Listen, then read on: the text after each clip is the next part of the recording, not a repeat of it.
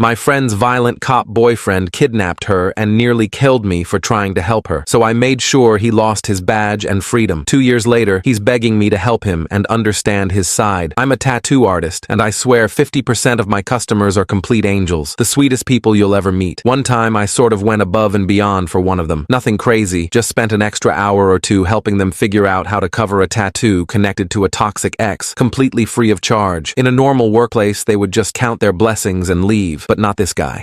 He showed up the next day with an entire crew of motorbikers and told me they were my new clientele. Another time, this chick came in asking for a tree on her arm. I was obviously happy to do it because it was simple and easy. But when she rolled up her sleeve, what I saw was effing disgusting. There was a huge bruise in the middle, one that couldn't have been a cause of anything other than the hands of another man. I didn't say anything, just tilted my head slightly upward to make eye contact with her. Her eyes were filled with shame, like she was pleading with me not to say anything. I just nodded and asked where she would like the tattoo. Usually while I draw me and the client talk about whatever, gossip, their kids, the news, literally anything. But this lady was responding to everything I said with just one word, so I gave up fast. After I was done, she thanked me profusely, in a way that was more than just for the tattoo. It was for my silence. I reassured her that it was no problem and gave her a smile to say, "Come again when you're ready to sort this out." Because if there's one thing I learned from my younger sister and her abusive boyfriend, it was that people can only be helped when they want to be, and there's no point going to court if both the victim and the abuser denies it ever happened. It wasn't even 10 days later when she showed up again, asking for a semicolon tattoo on her left ankle. "Oh, what is it for?" I asked, playing dumb. "Just a reminder to keep going." Her voice was sheepish, like she didn't want to give away too much. I saw her face contort as she placed her foot on the mat, like even just moving was enough to cause her pain. It took everything in me to fight the instinct of shaking her shoulders and forcing the confession out. That day, she didn't even tip me, but took a business card and told me she'd be back. I never saw her again, until 2 months later, that is. It was a Friday night, and she had a completely black eye, looked like she hadn't slept in days. This time, she asked for just a straight line on her upper thigh. It was obvious that she only came as an excuse to be away from whatever was going on at home. "Hey, I had some spare food and water I never ate. You're the last customer of the day. Do you want some? Otherwise, I'm gonna have to throw it out." I could literally see her heart beating at 2 times the speed before agreeing. And as soon as I handed her the sandwich, she barely ripped the plastic off before shoveling it down her throat, as if she hadn't eaten in days. Her tattoo would only take 10 minutes, but I dragged it out to 2 hours. We were at the 1 hour, 45 minutes mark when she finally broke the silence. Well, kinda. She pulled out her phone and pretended to text someone. I could see in the reflection of her glasses that she was just on her settings app. "Hey, my friend just told me she won't be home to let me in the front door tonight.